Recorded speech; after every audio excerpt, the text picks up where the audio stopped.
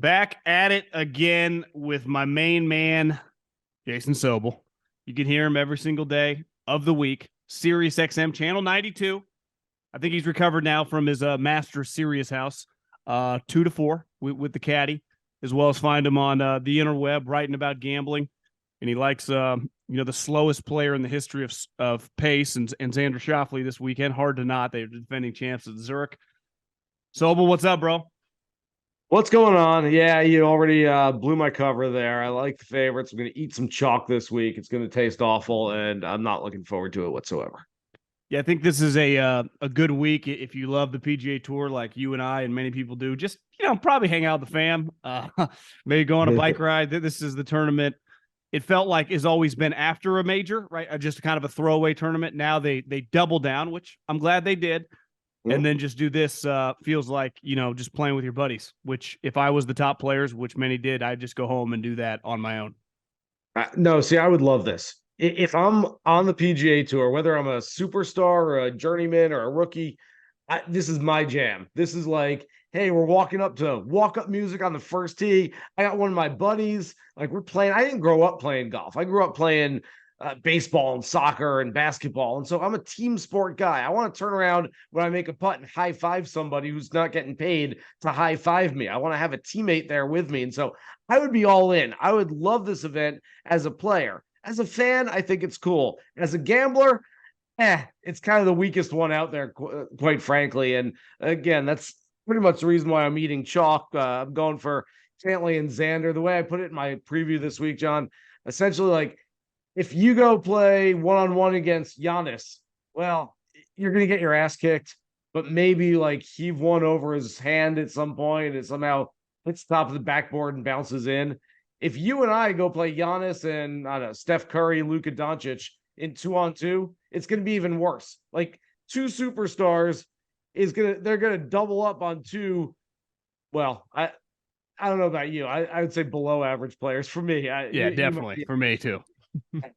But two superstars, that's even multiplying the differential between the talent levels. And so you put those two guys together, and I don't see how they're not there right at the top at the end of this thing. Yeah, well, I'm with you. I mean, I don't know how you wouldn't bet against them. Let's go back to last week, because we talked about, in my philosophy last week, which I'm not going to use anymore, is like, Harbor Town, take, kind of a longer odds guy. When you get these elevated events and you get these big purses, I don't care if these guys just came off Augusta or they just came off the local Muni. They're going to try. And now we have pretty consistent evidence all season long, starting early in the season. You got Torrey, you got Riv, you got TPC, you got obviously the players. Now the time of it doesn't matter. The cream is rising in all these tournaments.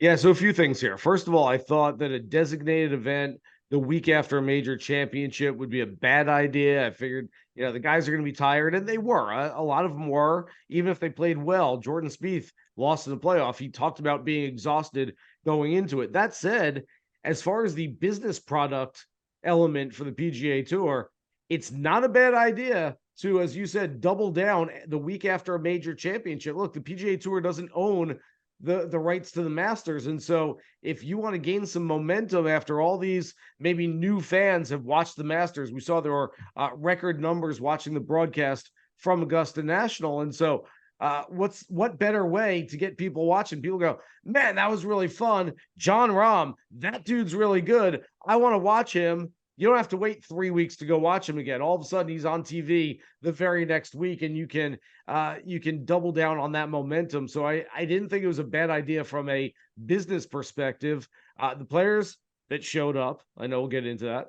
The players that were there, they played hard, and I don't think it's a coincidence that two of the more hardworking guys out there were two of the guys at the end who were in that playoff in Fitzpatrick and Spieth. I mean, Fitz is, look, I don't know him that well, but John, he is a golf nerd to the core. And I mean that in the best possible way. I mean, for anyone out there who plays the game and then goes out to the range after they play and works on their game and then goes and records their stats and then can't stop talking about their round and goes out the next day and does it all over again and then watches golf and watches videos on YouTube. Matt Fitzpatrick is your guy. That's the kind of guy that he is. He's obsessed with the game. Jordan Spieth is pretty obsessed with it himself. So again, probably not a coincidence that those two guys out of everyone were the guys left standing at the end of this thing. My favorite Fitzpatrick story, I remember hearing a couple years ago on a podcast saying when he went to Northwestern, he thought he just got to play golf. He didn't realize he had to go to school. After like the first quarter or first semester, he's like, I'm out of here. I'm not going to school. I came here to swing the sticks. Well, speaking of everyone showing up, a huge part of these elevated events, right, is pooling all the top players to generate the money because they are what people want to watch, right? Mm-hmm. Now we can argue about Cantlay, where he's a needle mover, and we'll get into him in a second. And obviously all these guys showed up. Jordan, Rob just won it, showed up and took pride in, like, people were like, why don't you quit? He's like, I'm not going to quit. Jordan easily could have won the tournament. Xander, all these guys. And Rory, and as of right now, we haven't heard anything. So I think it's fair to assume it's not something, life-threatening or someone sick or whatever. It was just fatigue. I don't see there's any way around it. And I get he basically became the pseudo commissioner, but it sure seemed like those quotes, the guys were like, what the hell, man? So first of all, I sort of want to reserve judgment until at some point we hear from Rory McIlroy. I assume that'll be in a few weeks when they get to Quail Hollow for the Wells Fargo Championship, because you don't know what's going on, whether it's a family issue, whether look, mental health is a big issue in today's society. He may have just said, I seriously needed a mental health break after missing the cut at the Masters. But would the players though, like Xander and was it Rahm, spoke out kind of like they did with? I mean, they know him pretty well. Yeah, I don't know if they would have known that much, but look, that said, and again, I started the preamble with, I'd like to hear from him, but it's a really bad look. It's a really, really bad look for a guy who has taken on a leadership role with the PGA Tour, a guy who's helped construct this schedule, a guy who's on board for everything, a guy who knows that you can skip one of these designated events, but not more without penalty, skip the first one of the year, then goes and skips this one. If I'm another player, if I'm Jon Rahm, especially, who just won the Masters and is like, well, I kind of have to go honor the commitment because I'm supposed to go play. And all of a sudden, like, Rory of all people is like, yeah, now I'm just going to skip it.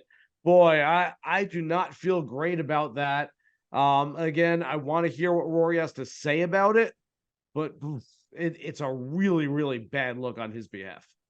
Yeah, and this is ultimately like in football, in basketball, in baseball, there's just a pretty strict set. The games are the games. You play, you show up. In golf, it's always kind of been unique, right? It's like kind of pick your schedule, and that's why it was a major change. And Rory, beside Phil and Tiger, is the third richest guy. So it's like money, losing $3 million to him, money's all relative. He's not losing sleep over it.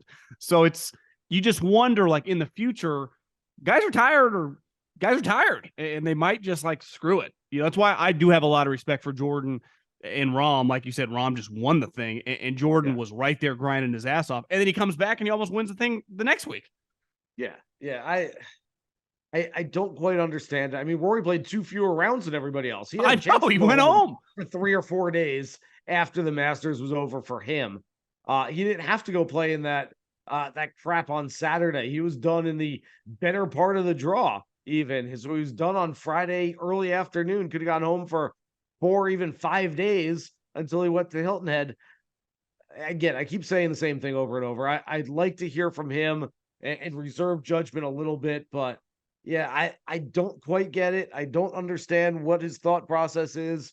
And again, I know you're rich, you got money, you don't need more money. Money doesn't rule everything around you. That said, you're Rory McIlroy, and you're essentially saying, I don't want to play Hilton Head, and I'll pay $3 million to not play golf this week at Hilton Head, which is like, that's a weird take right there. Yeah, and the other big story, listen, I'm a relatively fast player, and when I'm playing bad, it's not a good thing because I get going extra fast. Yep. And it's why I have a lot of respect for the Koepkas, the DJs who just haul ass and play at the highest level. And even I'd say, you'd know better than me, but like watching Tiger on TV, once he picked a spot, he went, right? Or Phil, like it feels like Cantlay has jumped the shark on the whole thing, right? Obviously, if you're in a weird spot, you got to take some angles. You get a rules official, but you hear these players, once you pick the club, like, what are we doing? And the waggles and them stepping off, and it's it's gotten pretty outrageous, Sobel, and it feels like you saw some of those shots of Fitzpatrick's caddy. I mean, playing with them. We saw last week Hovland walking. This has to be one of the talking points of the players to each other, non-Patrick Cantlay and Xander, right? Yeah, no doubt. And so I have changed my tune on this over the years. I used to tell people, look, this is not your Sunday morning foursome at the local muni where you're a 14 handicap and you're looking at your putt from all directions because you got a $3 Nassau on the line. They're playing for big money. They're playing for points. They're playing on TV. This is their business. In fact, I like the fact that guys take a little pride in it and they're not just, let me walk up to the ball and hit it. They're taking their time with it. I've changed my tune on that a little bit. This is an entertainment product, and quite frankly, they're losing a big part of the entertainment. And I didn't necessarily think so until I started watching Major League Baseball games over the first 3 or 4 weeks of the season, John, because I'm a baseball fan, and quite frankly, I've been turned off over the years, especially for a mid-April Marlins Padres game where in the top of the third inning, it's 4-1 and some guy steps out of the box 3 times and the pitcher goes to the rosin and the at bat takes 15 minutes. And it's like, what are we doing? Like, it doesn't matter that much. They've sped up those games. And for me as a fan, my interest level is way up. The enjoyment level is way up. And I think golf needs to take a hard look at what baseball has done and say, we have to do the same thing. I don't know that golf is losing people necessarily because of slow play, but they're certainly not gaining fans. And I do think that it's just an overall sort of speeding up of the entire process. And this is not to single out Cantlay because I think he gets more of a spotlight on him because he is very good and he is playing on TV more than others and he is in that spotlight. But look, it's all got to be quicker. And I used to say, what's the difference if it's 5:15 for a 3-man group or 4:45? What's the big deal? All of a sudden, I look at baseball and I'm like, you know what? It is a big deal. It's about pacing. It's about keeping your interest level. And again, it's about being an entertainment product. I think they've lost a big part of that entertainment product. I saw a lot of people on social media this past week after I was writing about the pace of play, John, say, you know what? I gave up on the 15th hole. I just couldn't watch it anymore. I couldn't do it. I couldn't invest my time the way I wanted to. And that's a shame because it was a really good tournament. It was a really good ending. And if people won't watch because of guys like Patrick Cantlay taking too long, something needs to be done. Well, because the simple reality is one of the best players in the world. So more often than not, he's going to be shown on TV a lot on Saturday and Sunday. And this year he's consistently been in the mix now, right? So he's playing in major groups. You talk to caddies, people around the tour, like beside a penalty, right, or putting you on the clock, which seems like nothing ever happens. Have you ever heard of a good idea? Like, a clock? I mean, what could you really do beside actually enforce penalties? And it feels like a guy like Cantlay would then snap. Yeah, a shot clock is, they've tried it in European events. I don't know that that's necessarily the answer. Because the guy's not looking at it like the quarterback, right? Right. I don't even know how quite you do that. The AJGA, Junior Golf League, that so many young kids play, and they do essentially a soccer system, a yellow card, red card system. So you get one bad time, you essentially get a warning. You get the yellow card. You get a second bad time, you get the red card, you get docked a penalty stroke. And so I do think, look, don't hate there that. are rules in place. Unlike baseball, it's not like we need to create new rules. All we have to do is enforce the rules that are out there already, and they don't enforce them. They've been there forever, and they don't enforce those rules. I thought before watching baseball games, I'm like, come on, all right, maybe you give a guy a 1-strike penalty for not being in the batter's box when he's up in the bottom of the second inning. You're not going to do that in the bottom of the ninth with the bases loaded. And yet Major League Baseball has done that. And what's happened is guys know they better be in the box and pitchers know they better pitch on time, or else they're going to suffer that penalty in a consequential situation. And so if Patrick Cantlay is playing the 18th hole and he's standing over his shot and he's trying to figure out what to do and he's taking too long and he's tied for the lead and he gets docked a stroke, oh, well, you know what? You knew what to do. You knew what the time was, and you didn't get it done in that time. And so I've come around on that, like I said, over the last little while, that something needs to be done. Well, like when lobbyists, it happens in Washington all the time, you take care of people so you don't get screwed. It feels a little bit like why Cantlay got on the pack, right? So he didn't want any of that, and he's got to be one of the better players on the pack. You start controlling, the dog effect. You know where that thing's coming from. Look, they need to get the players to buy in too. Look at how much the PGA Tour has done. We talked about designated events already. PGA Tour has done so much over the past year, and granted, a lot of this has been in retaliation of LIV. It's been done to keep up with LIV, to win fans or at least keep fans from going over to LIV. But you're marketing yourself as an entertainment product, and that's what you're doing. You're trying to improve the fan experience. Well, if fans are watching for 5 hours and 15 minutes and they're falling asleep in their chairs and they're not going out to watch and they're turning off their TVs, that's not a good fan experience. You need to change that part of it too. So it's not just about, hey, let's create a schedule where the best players play against each other more often during the year. If they're playing against each other and it's taking way too long, it eliminates that fan enjoyment that you're trying to create anyway. It's unique because you're on separate teams basically as an individual, but y'all know each other, especially, Spieth has been on Ryder Cup teams and President's Cup teams with them. But it gets to the point, like, in all your years being around, have you ever seen anyone snap like, hurry the fuck up or let's go? I mean, it's a tough spot for a caddy, but I mean, you can tell the caddies get really frustrated. Yeah. A little bit over the years. And certainly, look, it's pretty rare. They're guys who maybe internally and not externally, they're like, oh, hey, hurry up, let's go. We heard Brooks Koepka talk about it during the Masters. They were playing in the final group right behind Patrick Cantlay. He's like, John Rahm went to the bathroom 7 times. We never fell out of place. Those are 2 pretty quick players. Patrick Cantlay, when asked about it, is like, yeah, well, we were waiting on some tee boxes too. I'm like, come on, man. I always liken it to traffic. It's like, yes, people, and you go, hey, do you like traffic? Nah, hate traffic. Traffic's the worst. Are you a fast driver? Do you always, make sure that you don't, stop if there's a guy changing a tire on the side of the road? Yep, that's me. I go fast. Well, there's causing the traffic. Nobody thinks they're the culprit and everyone hates it. Let's do something about it. Same thing in golf. No one thinks they're the culprit of slow play, and yet they're playing slowly. Somebody's got to be to blame. Hey, before we get out of here, LIV Australia. Any thoughts this week? 0. Same. Cam Smith. I like Cam Smith this week. How's that sound? It'd be hard not to, I saw Leishman was like 30-1. I was like, I last time I bet on Bryson DeChambeau, it might be my last LIV bet of all time. So that's a one to burn the ticket and get out of there. Did you hear anything when you were at Augusta about some buzz about Greg Norman coming down the home stretch or running LIV? That seems like something out there in the ether.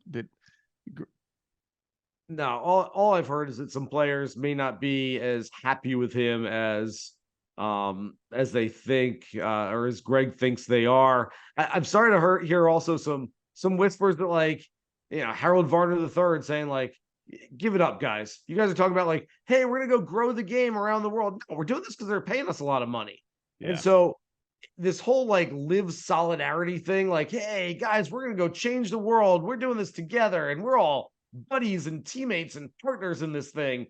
That's a little overblown. Look, not everybody on the PGA Tour sees eye to eye on all the issues, and I think we're starting to learn that not everybody on LIV sees eye to eye on everything as well, which is, I think, an interesting dynamic in itself. Well, Sobel, have a good week. Enjoy the links if you're going to get out there and play. Hang out with your family. Do whatever you do, and have a good one. Talk to you soon. Thanks, buddy. Appreciate it. And I'll have a lot of fun betting on a 3-1 favorite this week. Yeah. Buckle up.